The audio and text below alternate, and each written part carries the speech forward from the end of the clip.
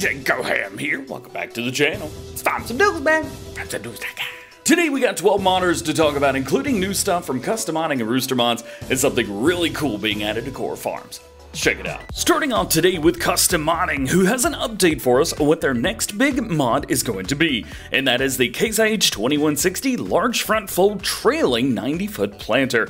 We first heard about this at the end of June, but it is still great to see progress being made on it. They are currently working on making the model right now, and it will be for all platforms. They are also working on finishing up their Demco 1200 side quest tanks and the Valmet MaxTrack tanker. Finally, Custom Modding does say that they will be revealing a new project soon, one that we've been asking for, but what is it? Stay tuned. Next up, we hear from Column Modding for the first time in a while, who say that their John Deere SLC 8700 1185 is ready to go and going through its final tests right now before being sent out for testing for all platforms. Their Mercedes-Benz 608, however, the Blizzard 608, is being put in game right now with no set date or time frame on that. They are giving preference to the most advanced mods right now, trying to get these finished up and submitted. They are working as fast as they can, however, as you guys know, sometimes life just gets in the way, and that's alright. Sir Vertex is also with us for the first time in a while today to talk about an update to their Valmet Series 880-980, which was first released back in December last year.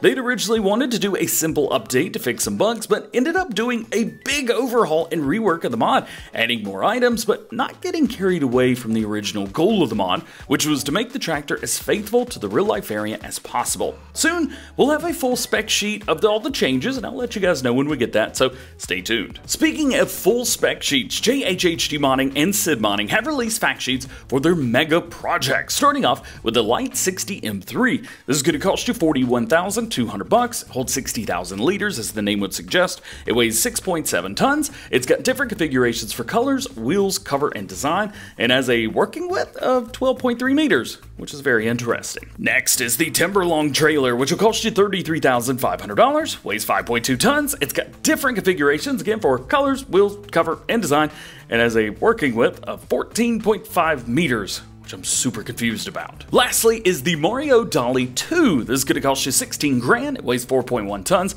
Configurations, again, color, wheels, cover, and design, and has another working width of 5.6 meters, which is throwing me for a loop. Other than these super awkward working widths, which I believe are the lengths of these machines, they look really nice, and I can't wait to see them on the Mod Hub. Next up, let's talk about Rooster Mods and their John Deere 1275 Round Bale Wagon.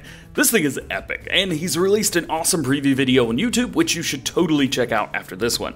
In his preview, we got to see different customization options for auto-loading or not, old or new logos, and design colors. We also get to see all the different bales that it'll work with, including, all the round bales, and of course, cotton bales. Yeah, it even holds cotton bales. How cool is that? It's also super stable, so you're not going to have to worry so much about tipping over all the time. And yes, it has auto-loading for the cotton bales as well. And again, I really can't recommend his preview video enough. It is really, really good, so make sure you check it out after this one. One of the more popular names that we talk about a lot here in Farm Sim News is MackTrucker 921. And today, we get to see their next mod, which they've been working on in the background while fixing their stone picker. He doesn't say what it is or what brand it is, but the color suggests John Deere attachment of some sort, possibly logging or forage related.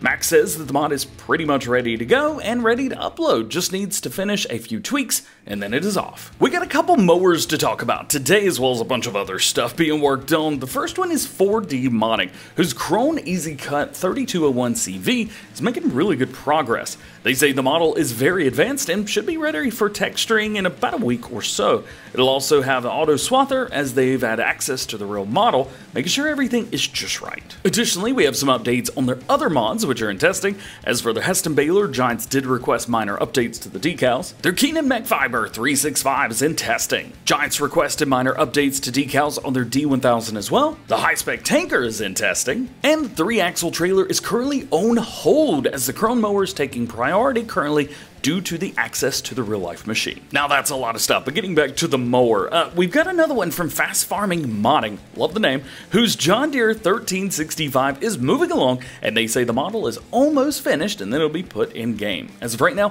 but that is all the information we've got on that mod though. Next, KRKZ Modding has something very interesting, a Massey Ferguson 950 33 Generator. Not much was said about it in their latest post, but we do know that it will be a new placeable for all platforms that will charge electric vehicles. As for when we could see it though, I have no idea. But I do love the fact that modders are kind of thinking outside the box and implementing new and different ways to use base game features. This is really cool. Something else really cool is Mapper's Paradise, who have released a few mod previews of things heading our way. First is the Monnete Farms workshop from the Monnete Farms map. This is all the functionality of the one on the map, but you can place it anywhere you like on any map you like. And secondly, a super popular one is the Millennial Farmer Shed Pack, which has all the sheds that you know and love from the Millennial Farmer map from Farm Sim 19, but as placeables for FS22 for all platforms. Both of these mods will be heading to Mod Hub soon for all platforms. Next, let's talk about a map that I actually visited last week in real life, Chipping Norton by FS Landscaping, aka Clarkson's Farm. The map has completed phase 1 and all of the main fields have been built. Since the map is more or less loosely based on the farm and not 100% to scale or anything like that, he's now adding all the stuff that makes it playable in-game, like selling points, factories, BGA, a few more farms, and some logging areas. Right now there are 43 fields in total, but he does say he's gonna add some more if there's a lot of room left after he's all done.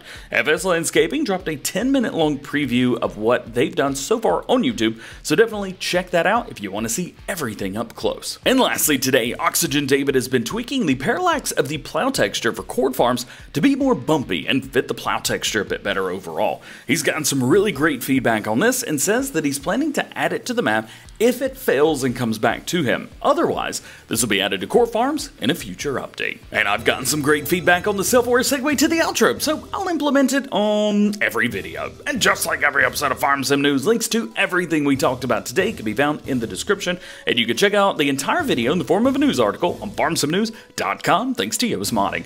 Remember, there are no release dates for mods, so no one knows when any mod's going to be released, and if I didn't talk about something that you want to know about, that just simply means that there's no new information on that topic at the time of recording this video. So make sure you guys stay tuned to the channel for updated information on everything that you need to know about going on in the world of Farming Simulator. Well guys, that is it for today. Hope you enjoyed the video. If you did, drop a like on it, get subscribed to the channel if you're new and join the DjGoHam fam. Make sure those notification bells are on as well. That way you never miss daily Farming Simulator videos, even from a random hotel in Germany here on the channel. All being said, hope you have a great day, and we will see you later. Peace!